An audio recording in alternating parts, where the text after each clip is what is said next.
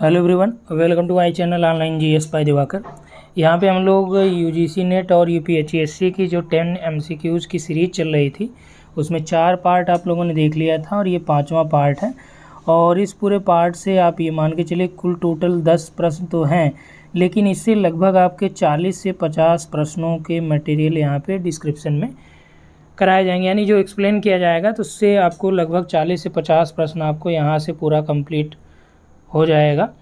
और पिछले कई दिनों से ये सीरीज़ जो है इसको रोक दिया गया था, तो फिर से स्टार्ट किया गया और ये सतत चलती रहेगी। और आगे हम लोग क्या करेंगे कि एक एक यूनिट को कोशिश करेंगे, जैसे मैक्सिमम प्रश्न आपको कार्टोग्राफी से और आपका जो है जो रिमोट सेंसिंग है, क्योंकि यहाँ से बहुत कम प्रश्न आप लोगों को मिल पा रहे होंगे। रिमोट सेंसिंग से हो गया, कार्टोग्राफी से हो गया और ट्रेड एंड ट्रांसपोर्टेशन ज्योग्राफी से, ठीक, ट्रेड एंड ट्रांसपोर्ट ज्योग्राफी से यहाँ से भी आपको प्रश्न कराए जाएंगे, ताकि जो कुछ ऐसे टॉपिक हैं जहाँ से आपको इजीली जो है एमसीक्यूज़ भी नहीं मिलते। फिजिकल वाले तो मैक्सिमम मिल जाते हैं, लेकिन ह्यूमन ज्योग्राफी में आएंगे तो आपको वहाँ से एमसीक्यू कम मिलते हैं, तो उसको भी कोशिश किया जाएगा यहाँ से मैक्सिमम कवर करने का आगे। तो पहला प्रश्न जो यहाँ पे दिया गया, और यहाँ पे देखिए हम लोग टेस्ट सीरीज भी यहाँ पे चला रहे हैं, जो आपका यूजीसी नेट का चल रहा है, टीजीटी, पीजीटी, नेट जेआरएफ। और यहाँ पे आपका फर्स्ट ग्रेड भी मान लीजिए ऑलमोस्ट कंप्लीट हो चुका है। और फर्स्ट ग्रेड का एग्ज़ाम जो है देखिए उसमें जो सेंटर दिख रहा है वो ग्रुप ए का सेंटर अभी दिख रहा है। और आप कहेंगे यूजीसी नेट का, तो यूजीसी नेट का जो एडमिट कार्ड की हम लोग बात करें तो एडमिट कार्ड अभी देखिए 11 तारीख वालों का आज से जो है निकल रहा है, सेंटर वगैरह आज से देख पाएंगे वो। और एडमिट कार्ड जो है कम से कम 3 से 4 दिन पहले ही निकल रहे हैं, यानी कि जो ज्योग्राफी वाले हैं यदि 12 को आपका एग्ज़ाम है तो कल परसों यानी 8 या 9 को आपका एडमिट कार्ड निकलेगा और बाकायदा उस पर नोटिस भी आ जाएगी, क्योंकि जो 11 को है उनकी नोटिस मॉर्निंग में आई है, यानी 6 को आई है जिनका 11 को एग्ज़ाम है। तो पहला प्रश्न यहाँ पे दिया गया है कि द पीपल्स ऑफ इंडिया जो बुक लिखी है ये किसने लिखी है। विकल्प आपके पास है ग्रियर्सन ने, रिजले हर्बर्ट ने, या हर्बर्ट रिजले ने, हैडन ने, गुहा ने। ठीक, तो इसमें राइट आंसर आपका द पीपल्स ऑफ इंडिया के लेखक हैं हर्बर्ट रिजले। तो भारत की जो प्रजातियों के बारे में जो पहला प्रयास किया था वो हर्बर्ट रिजले ने ही किया था, और इनकी किताब का नाम है द पीपल्स ऑफ इंडिया। और इसी में उन्होंने क्या किया था कि भारत की प्रजातियों को 7 भागों में डिवाइड किया था। कितने भागों में? 7 भागों में डिवाइड किया था। इनका ये मानना था कि जो पहली 3 प्रजातियां, इन 7 में पहली 3 प्रजातियां कौन सी थी? एक आपकी मंगोल थी, ठीक, दूसरा आपका कौन सा था? दूसरा द्रविड़ प्रजाति थी, और तीसरी आपकी कौन सी थी? इंडो आर्य प्रजाति। ठीक, ये क्या करती थी कि भारत में सर्वप्रथम 3 प्रजातियां आई, मंगोल आई, द्रविड़ आई, इंडो आर्यन निवास करती थी। बाद में द्रविड़ और इंडो आर्यन के मिश्रण से क्या हुआ? इंडो द्रविड़ बन गया। ठीक, द्रविड़ और मंगोल के मिश्रण से क्या हुआ? मंगोल द्रविड़ बन गया। इस तरह से पूरी 7 प्रजातियों का यहाँ पर निर्माण होता है। और ग्रियर्सन महोदय ने क्या किया? यहाँ पे देखिए एक और नाम आपका ग्रियर्सन है। तो ग्रियर्सन महोदय ने भारतीय भाषाओं का सर्वेक्षण इन्होंने किया, और उसके अनुसार इन्होंने भारत में 6 परिवार या 176 भाषाएं, वर्ग भाषाओं, और 544 बोलियां इन्होंने पाई। ठीक, अलग अलग नाम इन्होंने परिवारों के दिए, 6 परिवार में इन्होंने इसको डिवाइड किया। और यहाँ पे देखिए एक और महत्वपूर्ण बात आप याद रखिए जो भारतीय प्रजातियों से है, पीजीटी में यहाँ से प्रश्न कई बार पूछे भी गए हैं। ठीक, कि भारत में जो प्रजातियों के बारे में सबसे पहला प्रयास रिजले का था। ठीक, हैडन ने कितनी प्रजातियाँ? रिजले ने 7 प्रजातियाँ बताई, यहाँ से याद रखिएगा। हैडन महोदय ने, एसी हैडन है, भारत में इन्होंने 8 प्रजातियों का जिक्र किया। और इन्होंने कहा कि जो निग्रिटो प्रजाति है,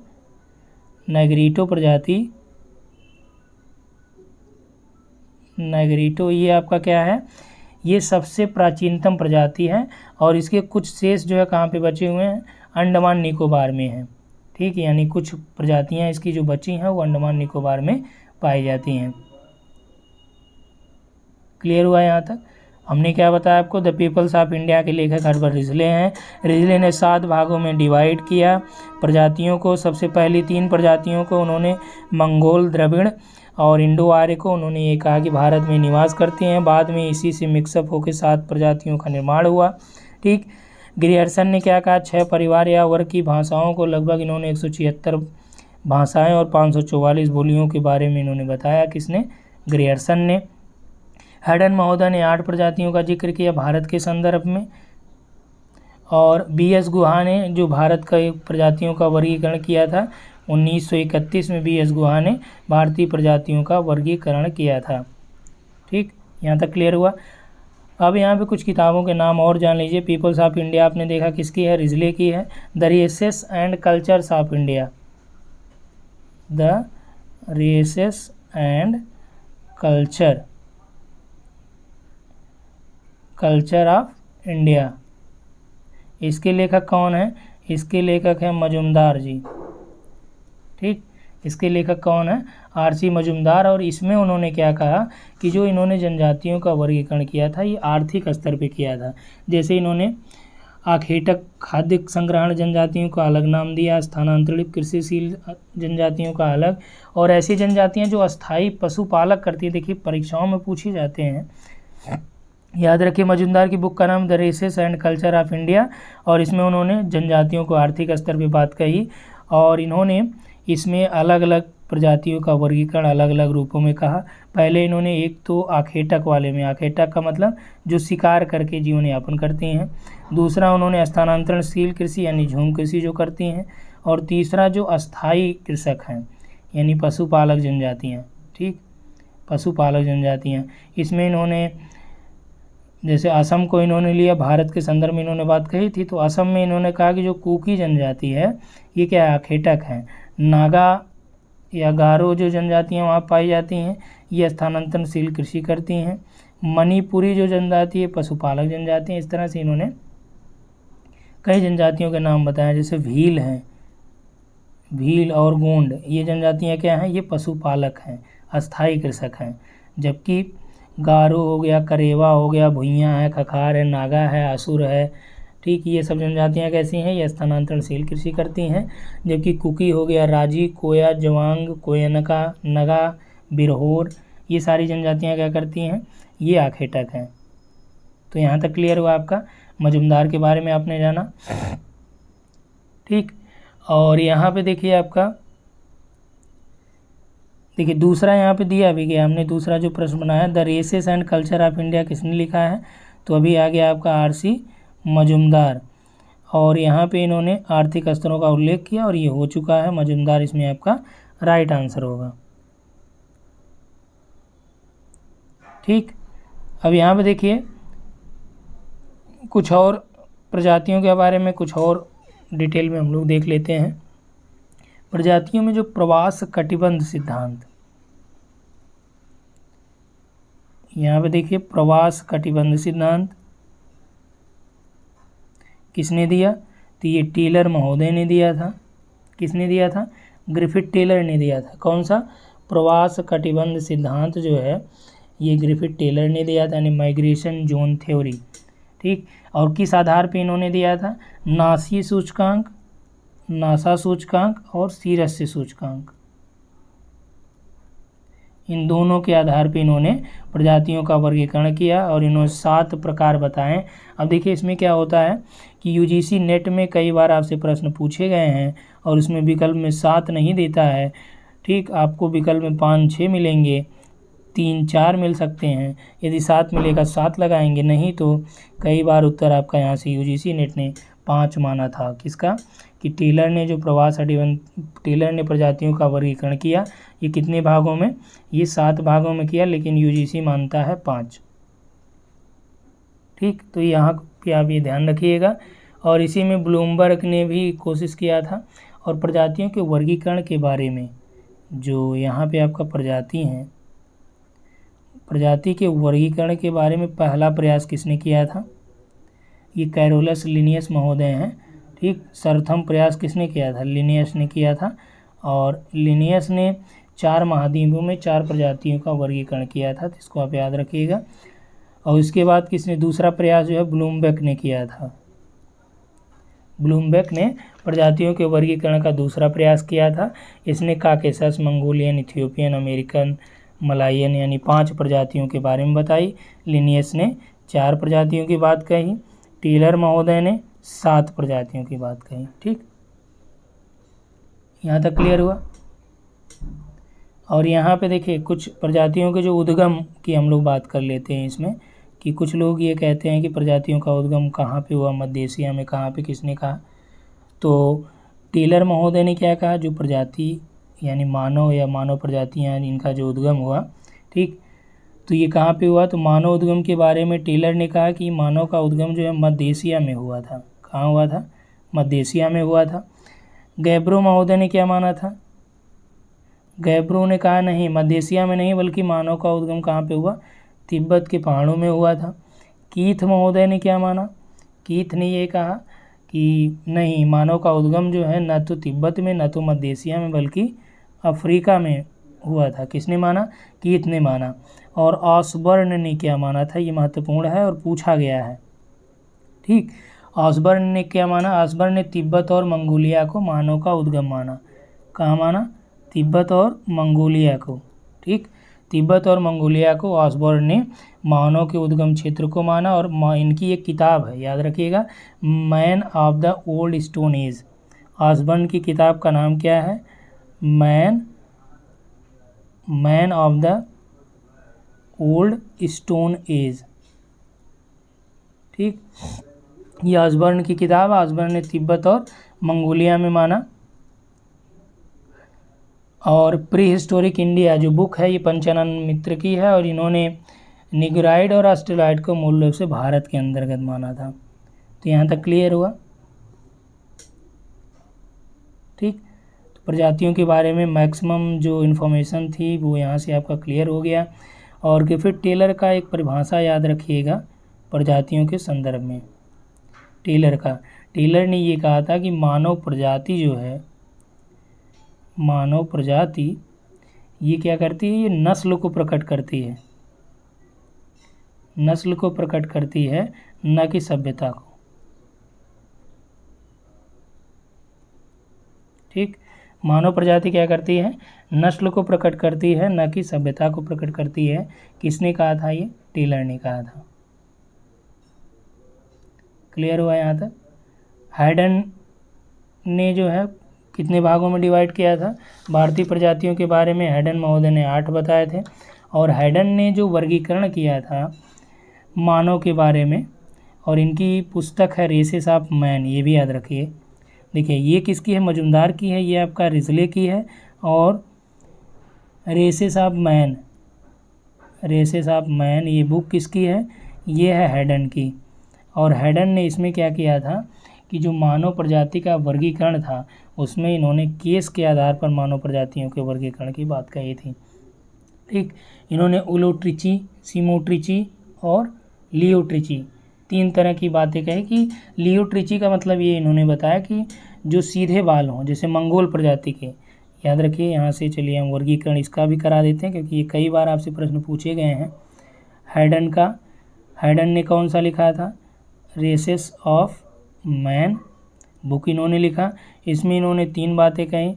एक आपका जो है केस के आधार पर इन्होंने वर्गीकरण किया मानव प्रजातियों का। नंबर 1 था उलोट्रिची का मतलब ये हुआ कि जो छल्लेदार बाल जो प्रजातियों के होते हैं, इसमें इन्होंने छल्लेदार बाल यानी कि निग्रीटो, ठीक, छल्लेदार बाल यानी कि निग्रीटो को इसमें शामिल किया। दूसरे में इन्होंने सीमोट्रिची यानी कि सीमोट्रिची का मतलब इन्होंने ये बताया कि जिनके बाल क्या हों, लहरदार हों।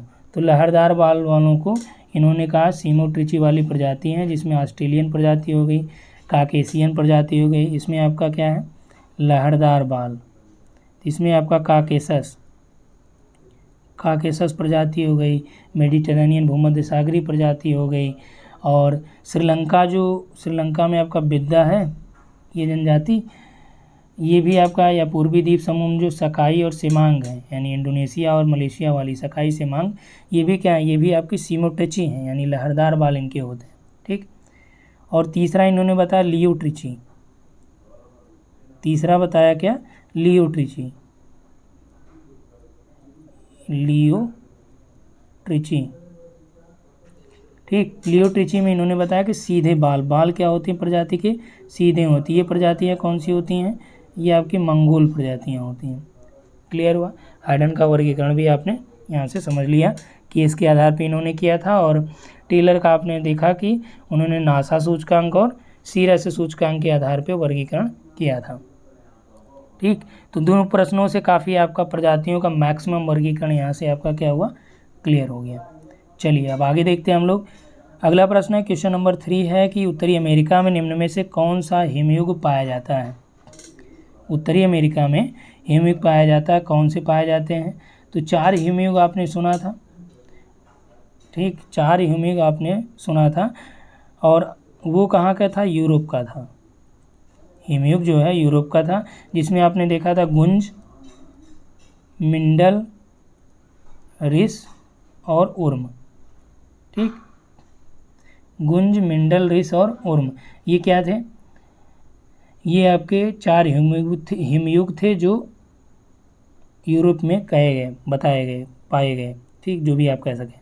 जबकि अमेरिका में क्या था, नेब्रास्कान है, इलिनॉयन है। ठीक, ये दोनों हैं। मिंडल क्या है, ये यूरोप का है। अमेरिका में आपका नेब्रास्कान, कांसासान और इलिनॉयन, 3 ये यहाँ पे देखे गए थे। तो यहाँ पे राइट आंसर आपका क्या हो जाएगा, डी वाला विकल्प यहाँ पे आपका राइट हो जाएगा। ठीक, चलिए नेक्स्ट देखते हैं कि सागरीय जल के ऊपरी भाग में पाई जाने वाली मछलियों को क्या कहते हैं। सागरीय जल के ऊपरी भाग में पाई जाने वाली मछली को क्या कहते हैं। विकल्प नंबर ए है क्लूपियाड, गैडवाइड, दोनों या इनमें से कोई नहीं। ये देखिए कई बार आपसे प्रश्न पूछे गए हैं सागरीय संसाधनों के बारे में, ये ध्यान रखिएगा आप। तो जो सागरीय जल के ऊपरी भाग में पाई जाती हैं उन मछलियों को क्लूपियाइड कहते हैं, और जो गहराई में पाई जाती हैं उन्हें क्या बोलते हैं, गैडवाइड कहते हैं। तो ऊपरी भाग में पूछा गया तो क्लूपियाइड हो जाएगा, और गहरी भाग में पूछता कि गहराई में थी आपका गैडवाइड राइट हो जाता। ठीक, चलिए नेक्स्ट यहाँ पे देखते हैं। क्वेश्चन नंबर 5 दिया है कि निम्न में से कौन सा कथन सत्य है। स्थिर अल्सर सिद्धांत जो प्रवाल भित्ति से संबंधित है को मरे ने दिया। ठीक, स्थिर स्थल सिद्धांत को मरे ने दिया था, ये राइट है। और इसका प्रतिपादन उन्होंने आई थिंक 1880 में किया था। किसने, मरे महोदय ने। और इसमें उन्होंने ये बताया कि प्रवाल जो है 30 फैदम की गहराई तक पनप सकते हैं, और सागर तल और स्थल में ये क्या होते हैं, स्थिर होते हैं। ठीक, तो सागर तल के नीचे अनेक जो अंतरसागरीय चबूतरे होते हैं, या ज्वालामुखी शिखर हो गया, द्वीप हो गया, इनके ऊपर भी क्या होता है, प्रवाल भित्तियों का निर्माण पाया जाता है। तो यहाँ से आप समझिए कि स्थिर स्थल सिद्धांत 1880 में मरे ने दिया। इन्होंने ये बोला कि जो आपके प्रवाल भित्तियाँ होती हैं ये 30 फैदम की गहराई तक ही ये उग सकती हैं, यानी पनप सकती हैं। और ये कहाँ कहाँ पाई जाती हैं, अंतरसागरीय चबूतरे में, ज्वालामुखी शिखर पे, द्वीपों पे। ठीक, यहाँ पे इनका निर्माण ज़्यादातर होता है। तो यही क्या था, स्थिर स्थल सिद्धांत से इसका ये तात्पर्य था कि सागर तल तथा स्थल क्या होते हैं, स्थिर होते हैं, और इसी में ये 30 फैदम के गहराई तक ये पनप सकती हैं। कौन, प्रवाल भित्तियाँ। तो पहला विकल्प आपका राइट हुआ। चलिए दूसरे पे आते हैं। दूसरा दिया है अवतलन सिद्धांत जो डार्विन ने दिया वह ज्वार भाटा से संबंधित था, तो ये आपका गलत है। अवतलन सिद्धांत जो डार्विन ने दिया था ये ज्वार भाटा से नहीं बल्कि प्रवाल भित्तियों की उत्पत्ति से संबंधित था। ठीक, किससे था, प्रवाल भित्ति की उत्पत्ति से संबंधित था, जो आपका ये ज्वार भाटा से संबंधित नहीं था अवतलन सिद्धांत। तो अवतलन सिद्धांत को चार्ल्स डार्विन ने 1837 में दिया था। ठीक, याद रखिएगा अवतलन सिद्धांत किसने दिया, डार्विन ने दिया था, 1837 में दिया। लेकिन इसी में इन्होंने 1842 में कुछ संशोधन किए, और डार्विन ने ये माना कि जिस स्थल या द्वीप के साथ जो प्रवाल भित्ति बनती है वह क्या होती, स्थिर नहीं होती, बल्कि उसमें क्या होता, क्रमशः अवतलन होता रहता है। ठीक, जबकि मरे ने क्या माना कि जो प्रवाल भित्ति बनती है वो स्थिर होती है, यानी कि जो आपका सागर तल है या स्थल है ये स्थिर होते हैं, तो इसीलिए जो प्रवाल भित्तियों का निर्माण होता है अंतरसागरीय चबूतरे या द्वीप पे, ये भी क्या होता है आपका स्थिर होता है। जबकि डार्विन ने माना कि नहीं, स्थिर नहीं बल्कि उसमें क्रमशः अवतलन देखने को मिलता है। ठीक, तो ये रहा है अवतलन सिद्धांत। और इसी में देखिए प्रवाल भित्ति में एक और विकल्प के अनुसार आपका ए राइट हो जाएगा। प्रवाल भित्ति में यहाँ पे एक और सिद्धांत आपको यहाँ पे बता देते हैं, वो है आपका डेली का जो हिमानी नियंत्रण सिद्धांत है। हिमानी नियंत्रण सिद्धांत ये आपका किसका है, डेली महोदय का है। और डेली महोदय ने इसका प्रतिपादन जो है 1915 के आसपास किया था।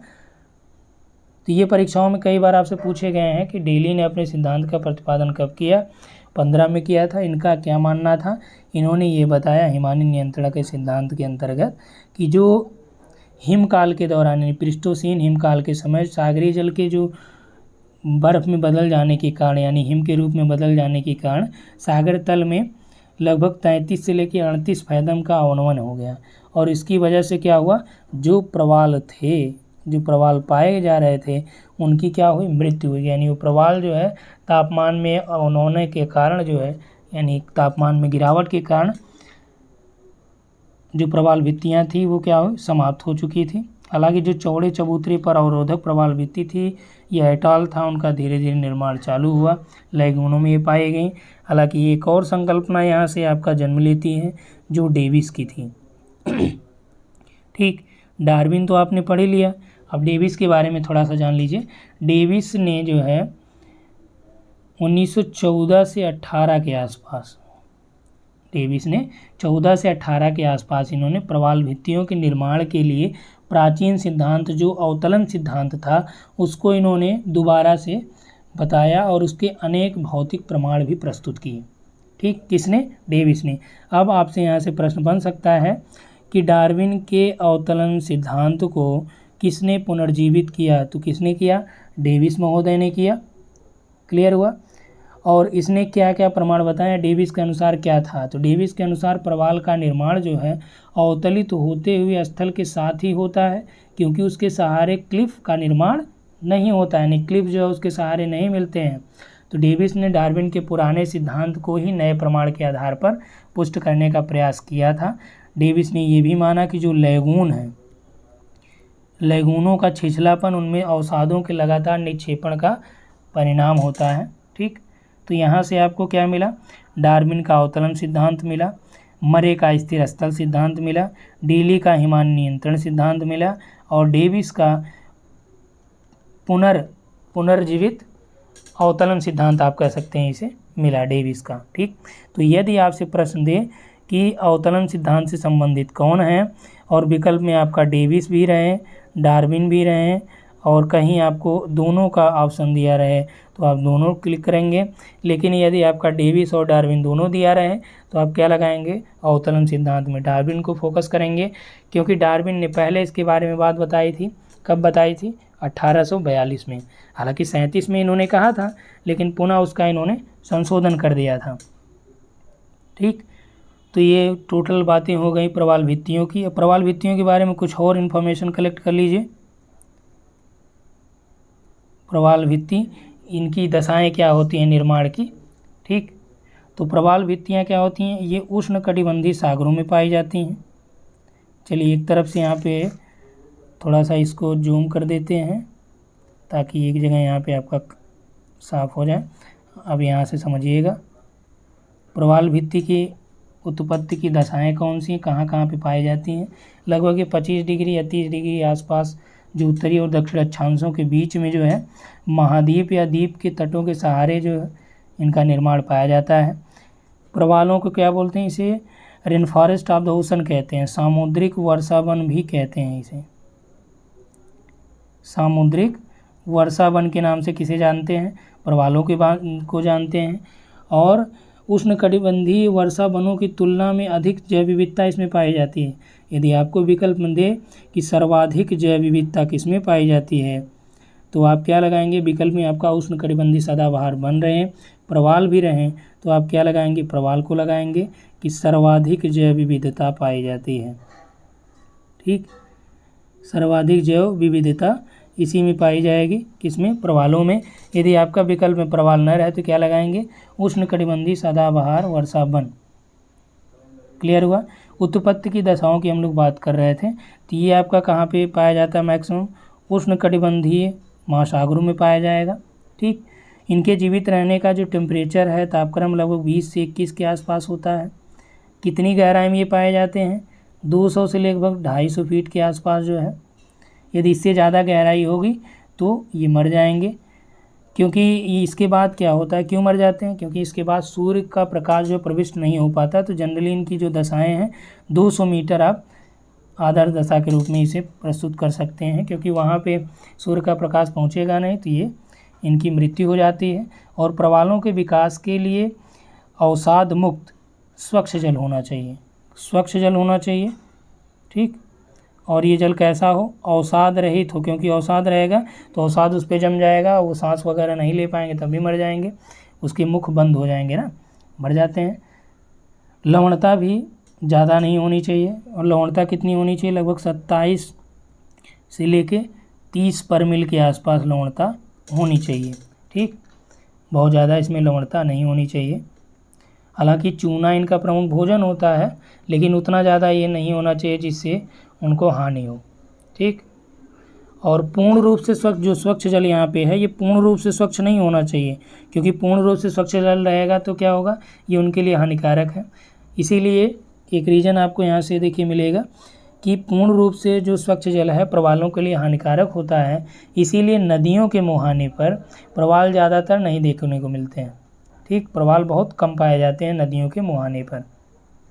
समुद्री तरंगे हो गई या धाराएं हो गई, ये प्रवालों के लिए लाभदायक होती हैं, क्योंकि इन तरंगों से क्या होता है, प्रवालों के लिए भोजन लाया जाता है, और इसी कारण से जो है बंद सागरों में कम प्रवाल पाए जाते हैं, क्योंकि वहाँ पे लहरें वगैरह बहुत ज़्यादा प्रबल होती नहीं हैं। ठीक, इतना क्लियर हुआ। अब और यहाँ पे जानिए प्रवालों के बारे में। देखिए, प्रवाल भित्ति आपका यहाँ से पूरा हम लोग क्लियर कर लेंगे। प्रवाल भित्ति के विकास के लिए क्या होता है, अंतर सागरीय चबूतरों की आवश्यकता होती है, पहले हमने बताया, जिसके ऊपर क्या करते हैं प्रवाल अपना घरौदा बनाते हैं, और लगभग मरे ने माना कि 30 पैदम की गहराई के आसपास जो है ये अपना यहाँ पे घरौदा बनाते हैं। ठीक, मानव की जो आर्थिक क्रियाकलाप, जैसे नगरीकरण हो गया, औद्योगिकरण हो गया, वन विनाश हो गया, तो इसके द्वारा क्या होता है, ग्लोबल वार्मिंग में वृद्धि होती है, और ग्लोबल वार्मिंग में वृद्धि की वजह से क्या होता है, प्रवालों पे प्रतिकूल प्रभाव पड़ता है, यानी प्रवाल विरंजन होते हैं। ठीक, तो प्रवाल विरंजन ग्लोबल वार्मिंग की वजह से होता है, प्रदूषण की वजह से होता है। तो ये सारी चीज़ें हैं जो प्रवाल विरंजन के लिए उत्तरदायी होती हैं। प्रवाल क्या होते हैं, प्रवाल एक प्रकार के एल्गी ही होते हैं, शैवाल। ठीक, सामान्य रूप से आप इसे कह सकते हैं शैवाल, और ग्लोबल वार्मिंग की वजह से प्रवाल विरंजित होते हैं, याद रखिएगा। मेन जो रीज़न है ग्लोबल वार्मिंग है। ठीक, और प्रवाल विरंजन की जो घटना है इसके बारे में पहली बार किसने आगाह किया, मेयर महोदय ने आगाह किया था। 1919 में इन्होंने अवलोकन किया। हालांकि इस विश्व स्तर पे जो है मान्यता जो मिली 1998 के आसपास मिली, और जबकि चूँकि कीनिया के तट के आसपास हिंद महासागर, जैसे अंडमान हो गया, मालदीव, लक्षद्वीप, यहाँ पे जो प्रवाल थे, यहाँ पे लगभग 70% प्रवालों की मौत हो जाती है। इसके बाद ये पूरा जो है आपका मामला संज्ञान में आता है। हालांकि इसके पहले मेयर ने 1919 में ही प्रवाल विरंजन की बात कही थी। तो टोटल हो गया कितने प्रश्न, 5। ठीक, और इन 5 प्रश्नों से आपने देखा कि बहुत सारी चीज़ें आपकी यहाँ से क्लियर हो चुकी हैं। अब हम लोग बात करते हैं नेक्स्ट क्वेश्चन की, जिसमें दिया है कि धाराओं की दिशा में परिवर्तन लाने वाले कारक कौन से हैं। महासागरीय जो धाराएं हैं उनकी दिशा में परिवर्तन किसकी वजह से होता है, तो इसमें देखिए आपका तट की दिशा और आकार, पृथ्वी की परिभ्रमण गति, और तीसरा दिया है तापीय भिन्नता, चौथा दिया तलीय आकृति। ठीक, तो तट की दिशा व आकार, तो तट की जो आकृतियां हैं उसकी दिशा जिस तरह से है, तो धाराओं की दिशा में परिवर्तन वो लाएगा, ये राइट है। पृथ्वी की परिभ्रमण यानी पृथ्वी का घूमना, तो पृथ्वी क्या करती है, पश्चिम से पूर्व दिशा में ये घूर्णन करती है, और इसकी वजह से क्या होगा कि जो यहाँ पे धाराओं का मार्ग होगा वो गोलाकार हो जाता है, और इसकी वजह से परिभ्रमण के कारण जो धाराएं उत्तरी गोलार्ध में हैं ये क्या होती हैं, ये अपने दाईं ओर, और जो दक्षिणी गोलार्ध में अपने बाईं ओर मुड़ जाती हैं। तो परिभ्रमण के कारण भी धाराओं की दिशा में परिवर्तन होता है, आपने समझ लिया। उत्तरी गोलार्ध में कैसा होता है, दाईं ओर घूम जाती हैं, दक्षिणी गोलार्ध में बाईं ओर मुड़ जाती हैं। मौसमी परिवर्तन की वजह से भी धाराओं में परिवर्तन होता है उनकी दिशा में। कई स्थानों पे क्या होता है कि बहुत ज़्यादा मौसम में बदलाव होता है, जैसे मानसूनी हवाएं चलने लगती हैं, इसकी वजह से क्या होता है, धाराओं की दिशा में परिवर्तन होता है। तापीय भिन्नता की वजह से परिवर्तन नहीं होता है धाराओं की दिशा में, बल्कि क्या होता है, तापीय भिन्नता की वजह से जो धाराओं की उत्पत्ति पे प्रभाव पड़ता है। ठीक, तलीय आकृति, जो तल की आकृति है, सागर तल की आकृति, मान लीजिए यहाँ पे गुएट वगैरह ज़्यादा हैं, तो ये भी क्या करेंगे, तलीय आकृतियों में यदि असमानताएं हैं तो ये भी क्या करेंगे, महासागरीय धाराओं को प्रभावित करेंगे। जैसे अंतःसागरीय कटक हैं, इनकी वजह से क्या होता है, धाराएं कहीं कहीं दाहिनी कहीं कहीं बाएं की ओर मुड़ जाती हैं। तो यहाँ पे आपका जो राइट हुआ 1, 2 और 4 यहाँ पे राइट, यानी विकल्प नंबर सी यहाँ पे आपका सही हुआ। ठीक, अब यहाँ पे देखिए महासागरीय धाराओं की बात हो रही, तो एक महत्वपूर्ण धारा है जिसका नाम है गल्फ स्ट्रीम, और इसकी कई उप शाखाएँ भी हैं। ठीक, तो गल्फ स्ट्रीम जो धारा है ये स्पेशली कहाँ से कहाँ तक इसको कही जाती है, तो गल्फ स्ट्रीम की जो खोज हुई थी किसने की थी, 1513 के आसपास जो है डी लियोन महोदय ने, पॉस डी लियोन ने गल्फ स्ट्रीम धारा की जो है इन्होंने खोज की थी। ठीक, तो यहाँ तक क्लियर हुआ आपका। अब नेक्स्ट क्वेश्चन हम लोग देखते हैं कि हवाओं की दिशा से संबंधित कौन से नियम हैं। ठीक, वायुमंडलीय जो दशाएं हैं या हवाएं हैं, यहाँ पे देखिए एक ज्वार भाटा के बारे में हम लोगों ने ऊपर बात किया था कि यहाँ पे ज्वार भाटा से संबंधित सिद्धांत, तो प्रवाल का पूरा सिद्धांत आपने पढ़ ही लिया, ज्वार भाटा से संबंधित सिद्धांतों को भी आप यहाँ पे देख लीजिए। तो इससे क्या होगा, ज्वार और प्रवाल दोनों के यहाँ पे क्लियर होते चले जाएंगे। यहाँ पे आपने अवतलन पढ़ा, स्थिर स्थल पढ़ा और हिमानी नियंत्रण पढ़ा डेली का। अब यहाँ पे जो ज्वार भाटा की उत्पत्ति से संबंधित सिद्धांत है, इसमें आपका है इक्विलिब्रियम थ्योरी, ये आपका किसने दिया था, संतुलन सिद्धांत जो है। ठीक, संतुलन सिद्धांत किसने दिया था, न्यूटन ने दिया था, 1687 के आसपास जो है ये न्यूटन ने दिया था संतुलन सिद्धांत।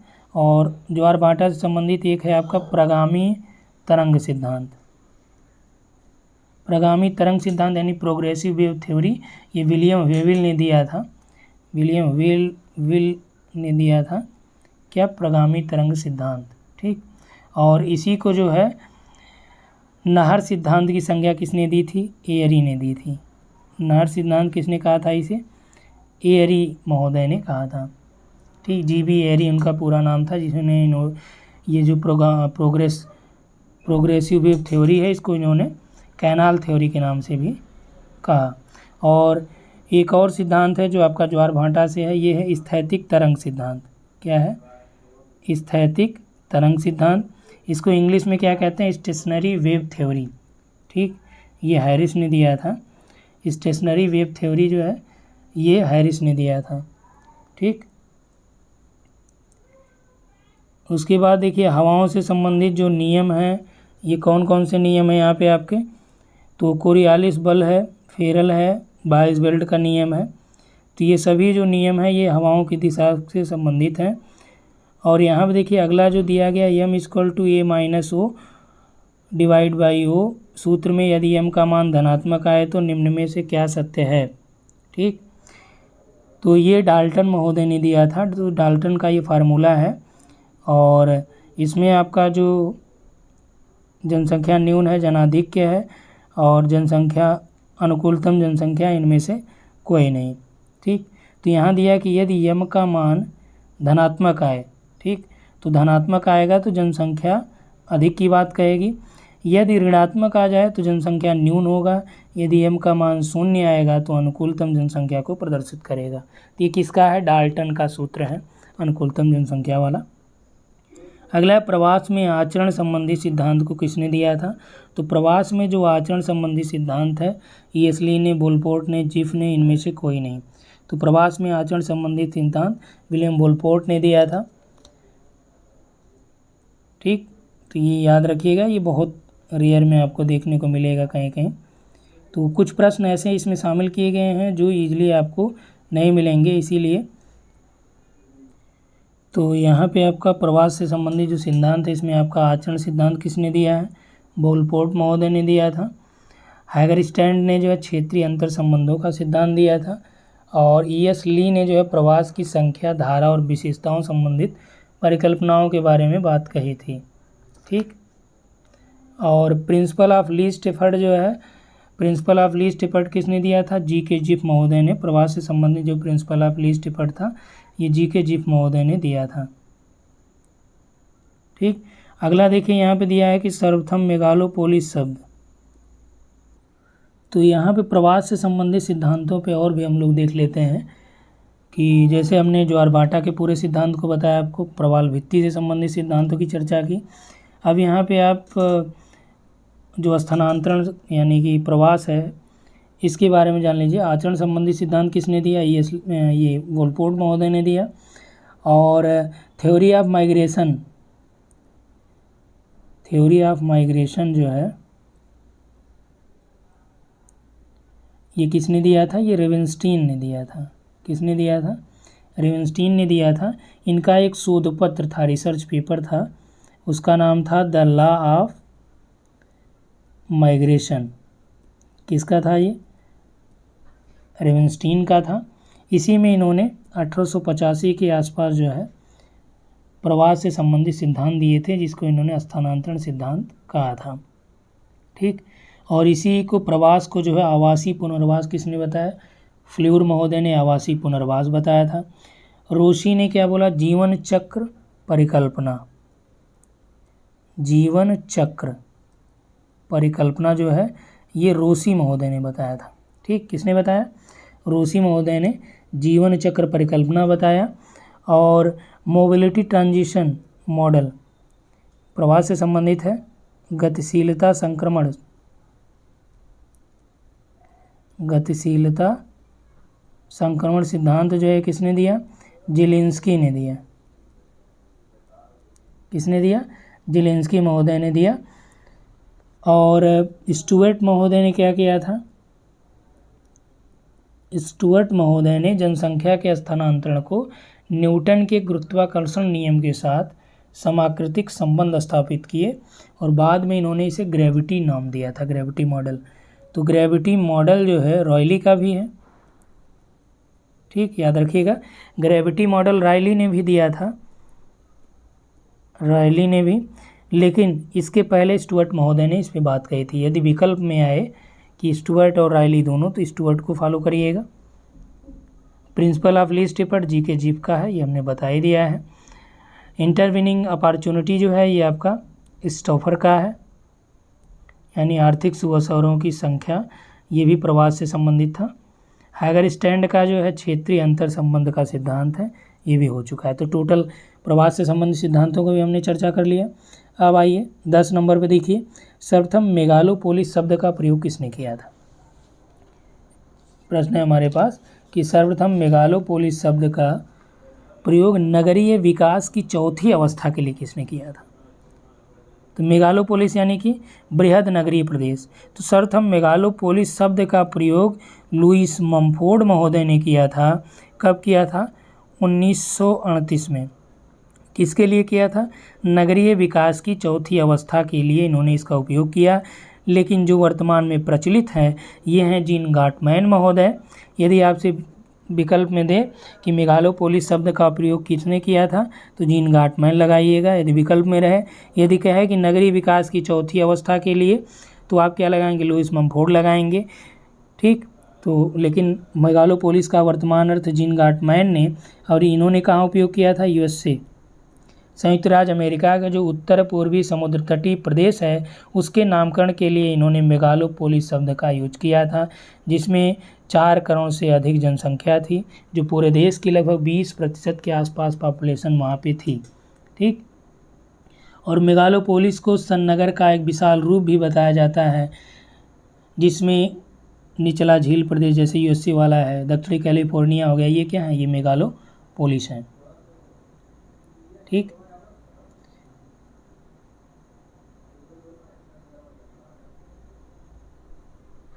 द प्रोसेस ऑफ अर्बनाइजेशन, एक किताब की नाम यहाँ पे आपको याद रखना है। यहाँ पे आप समझ गए इसका अर्थ का, इसका देखिए राइट लुईस मम्फोर्ड होगा, लेकिन वर्तमान में जीन गार्टमैन आप लगाएंगे। यदि नगरीय विकास की चौथी अवस्था न लिखा रहे तो उत्तर क्या लगाएंगे, जीन गार्टमैन लगाएंगे। एक बुक का नाम है the process of urbanisation, the process of urbanisation. ये किताब किसकी है, इस किताब को लिखा है वेबर महोदय ने, A.F. वेबर। और A.F. वेबर महोदय ने ही पहली बार किसी प्रदेश की कुल जनसंख्या में नगरीय जनसंख्या के अनुपात को पता लगाने का प्रयास किया था। ठीक। और ये पुस्तक इन्होंने 1899 में लिखी, किसने, वेबर महोदय ने। और पहली बार जो नगरीकरण के बारे में अध्ययन करने का प्रयास किया ये इन्होंने किया। और एक प्रश्न और आपसे पूछा जाता है, एबिडोस क्या है। तो एबिडोस जो है ये मिस्र में थेब्स के पास स्थित एक नगर था, और ये विश्व का प्रथम नगर माना जाता है। जब इसकी जनसंख्या उस समय क्या थी, 1500 के आसपास, 20,000 के आसपास थी। ठीक। एक पॉइंट और यहाँ पे समझिए आप, अमलैंड क्या होता है। तो ये आंद्रे एलिक्स ने दिया था। अमलैंड शब्द जैसे नगर के आसपास ग्रामीण क्षेत्र का प्रभाव जहाँ तक होता है, और शहरी क्षेत्र भी वहाँ पे पाए जाते हैं। तो जो प्रभाव एरिया होता है ये क्या होता है, नगर का अमलैंड कहा जाता है। जैसे ये सिटी हुआ, ये आपका क्या हुआ, ये आपका ग्रामीण क्षेत्र हुआ। तो यहाँ पे कुछ एरिया ऐसा होगा जो दोनों का प्रभाव यहाँ पे होगा, तो ये क्या होगा, ये फ्रिंज या उपांती क्षेत्र या फिर आपका अमलैंड कहा जाता है। क्लियर हुआ यहाँ तक। ठीक। और नगरों का कार्यात्मक वर्गीकरण किसने किया है, प्रश्न पूछा जाता है। तो नगरों का कार्यात्मक वर्गीकरण जो है, कार्यात्मक वर्गीकरण संबंधी किताब ही C.D. हैरिस ने लिखी थी। किसने, हैरिस महोदय ने। तो यहाँ तक स्पष्ट हो गया है। और यहाँ पे आप और समझिए, कन्वर्जेशन, सन्नगर जो हमने बोला, सन्नगर, कन्वर्जेशन, कन्वर्जेशन का मतलब होता है कंटिन्यू अर्बनाइजेशन, कंटिन्यू अर्बनाइजेशन यानी सतत नगरीय। तो कन्वर्जेशन जो वर्ड दिया था, संकल्पना किसने दिया था, पैट्रिक गैडीज की है, याद रखिएगा। किसने दिया था, पैट्रिक गैडीज ने इसे बताया था। इन्होंने किस संदर्भ में बोला, ब्रिटेन में इन्होंने बताया, और वहाँ ब्रिटेन में इन्होंने 7 कन्वर्जेशन बताया, यानी ग्रेटर लंदन को सबसे बड़ा कन्वर्जेशन इन्होंने बताया। किसने, पैट्रिक गैडीज महोदय ने बताया था। ठीक। यहाँ तक क्लियर हुआ।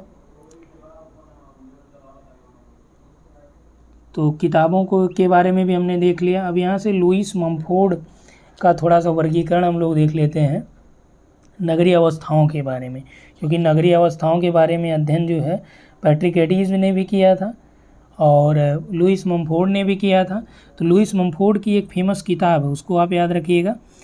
लुईस मम्फोर्ड की जो किताब है उसका नाम है the culture of city, the culture of cities. ये किताब किसकी, मम्फोर्ड महोदय की, लुईस मम्फोर्ड की। ठीक।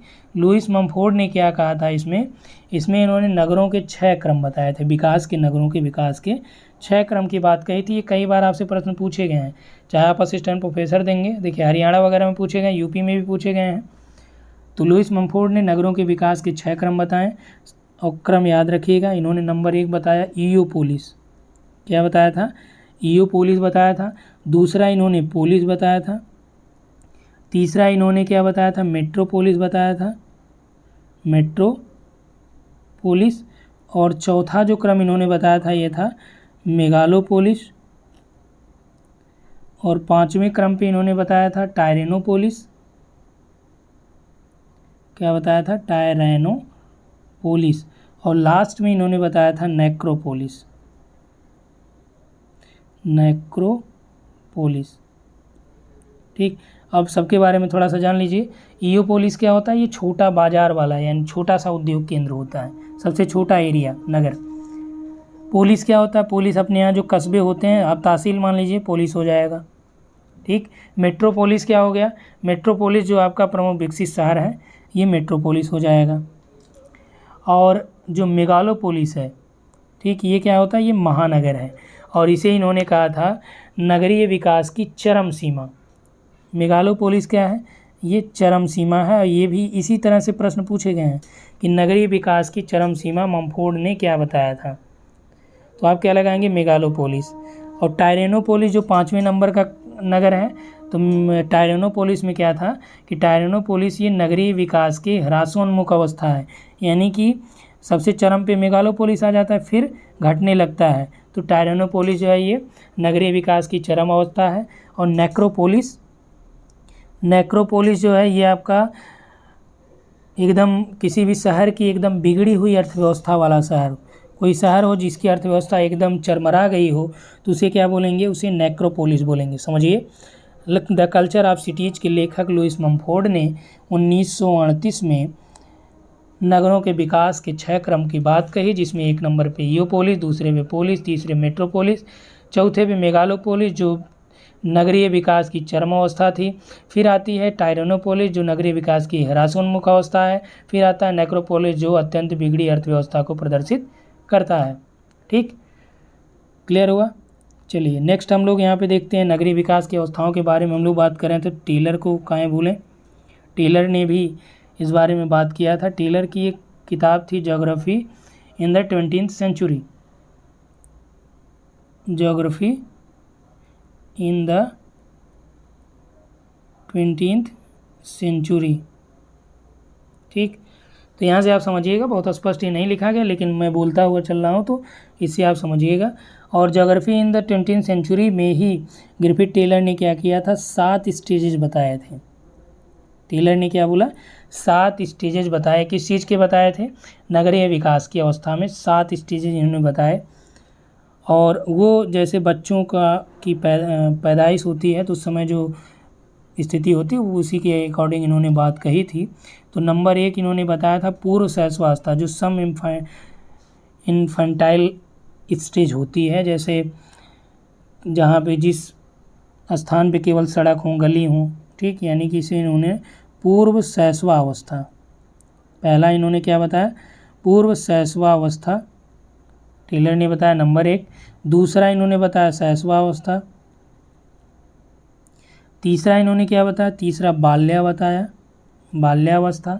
चौथा इन्होंने कहा कि बाल्या के बाद किशोरावस्था आती है। ठीक, किशोरावस्था आती है।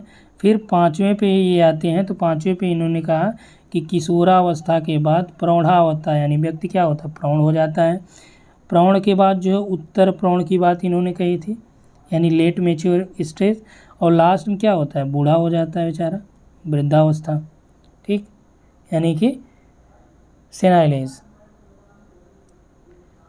तो यहाँ पे आप समझिए कौन कौन सा क्या है। प्रौढ़ावस्था में क्या होता है? वृद्धावस्था में सारी स्थिति खत्म हो जाती है, ह्रास की अवस्था होती है। उत्तर प्रौढ़ा को इन्होंने चरम अवस्था बताया था।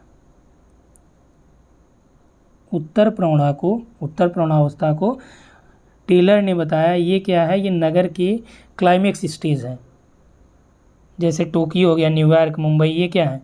ये उत्तर प्रौढ़ावस्था वाले। प्रौढ़ावस्था में इन्होंने कहा कि इसमें क्या है कि औद्योगिक क्षेत्र और आवास इसमें अलग हो जाते हैं। अच्छे विशाल भवन और गंदी बस्तियों का निर्माण प्रौढ़ा में होता है। किशोरावस्था में क्या होता है कि इसमें नगर का बाह्य विकास होता है किशोरावस्था में।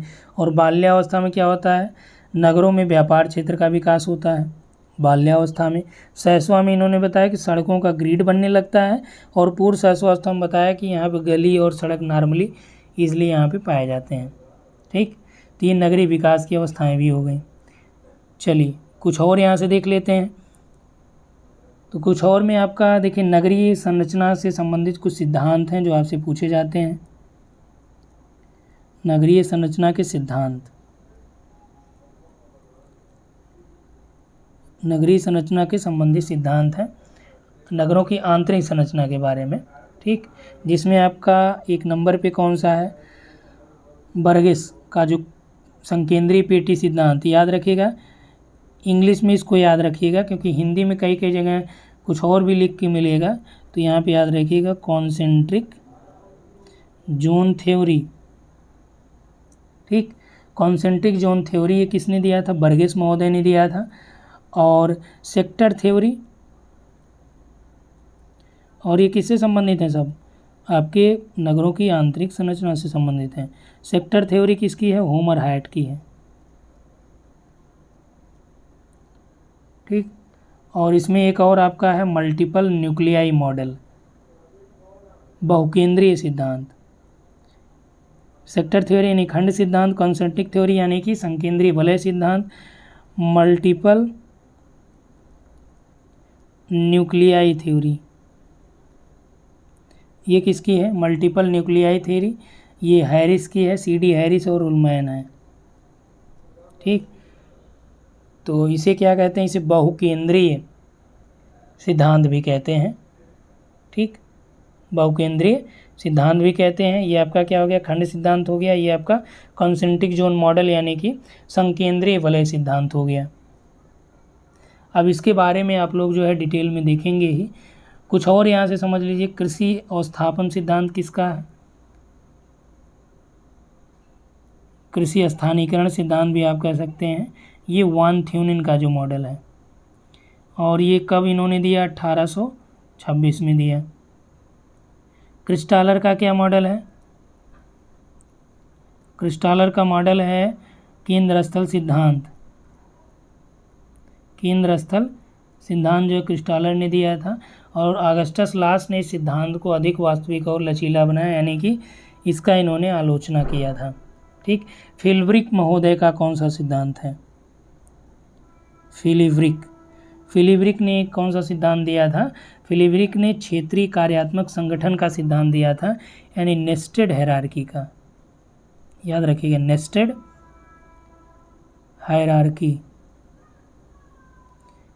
Hierarchy theory. ठीक, तो फिलिब्रिक का नेस्टेड हायरार्की थ्योरी हो गई, क्रिस्टालर का सेंट्रल प्लेस हो गया, और एग्रीकल्चरल लोकेशन थ्योरी, कृषि अवस्थान सिद्धांत, ये वान थ्यूनिन का हो गया, 1826 में इन्होंने दिया था। क्लियर हुआ? आगे देखिए, पिराक्स का ग्रोथ पोल थ्योरी है। ग्रोथ पोल थ्योरी किसकी है? ये है पिराक्स महोदय की। ठीक, रायली का क्या है? Gravitational model, the law of retail gravitation, the law of retail, फुटकर गुरुत्वाकर्षण का नियम। ठीक, रिटेल ग्रेविटेशन ये किसका है? रायली का है। और केवल आपका गुरुत्व मॉडल की बात करें, पहली बार बात करें तो आप क्या बताएंगे? स्टुअर्ट महोदय। ठीक, और पिराक्स के अलावा यदि वृद्धि ध्रुव की बात करें, जैसे ये वृद्धि ध्रुव और विकास ध्रुव की जब बात करेगा, विकास ध्रुव, या इसी में बोले कि ग्रोथ पोल थ्योरी को सबसे पहले किसने बात कही थी इस बारे में? तो बोर्डविले महोदय हैं। कौन है? बोर्डविले महोदय। विकास ध्रुव की बात आएगी तो आप क्या लगाएंगे? बोर्डविले महोदय को, याद रखिएगा। ठीक, तो मैक्सिमम यहाँ पे देखिए हमने क्या किया कि आपको ह्यूमन ज्योग्राफी भी काफ़ी यहाँ से आपका हो चुका है। और एक और पॉइंट यहाँ से आप याद रखिए कि भारत के संदर्भ में जो प्रसिद्ध अधिवास भूगोल के बारे में जाने जाते हैं वो आर्यल सिंह महोदय हैं। ठीक, इन्होंने बनारस के जो प्रभाव क्षेत्र है बनारस का, उसको सीमांकित करने के लिए 5 प्रमुख कार्यों को निर्धारित किया था। ठीक, और यहाँ पे देखिए ग्रामीण नगरीय उपांत की आप बात करते हैं, रूरल अर्बन फ्रिंज पूछा गया है कई बार आपसे एग्जाम में। रूरल अर्बन फ्रिंज शब्द जो है किसने दिया था? तो रूरल अर्बन फ्रिंज ये शब्द जो है TM स्मिथ ने दिया था 1937 के आसपास। ठीक, तो बहुत ज़्यादा एग्जैक्ट आप डेट पिन मत जाइए, क्योंकि कई की किताबों में आपको कहीं 36 मिलेगा, 37 मिलेगा, तो ये वेरिएशन हो सकता है। ठीक, और सुदेश नागिया ने क्या किया था कि दिल्ली महानगर को ग्रामीण नगरीय उपांत के अध्ययन के रूप में प्रस्तुत किया था। ठीक, दिल्ली में जो है ग्रामीण नगरीय उपान्ह के बारे में बात जो कहा, ये सुदेश नागिया, प्रोफेसर सुदेश नागिया महोदय हैं, और ये 6 विशेषताएं दिल्ली की बताते हैं, उसी आधार पर उन्होंने उसका अध्ययन किया था। ठीक, कोटि आकार नियम, तो कोटि आकार नियम के बारे में आप जानते हैं, rank size rule. Rank size rule, तो रैंक साइज रूल किसने दिया था? तो ये आपका जीके जिप महोदय ने दिया था।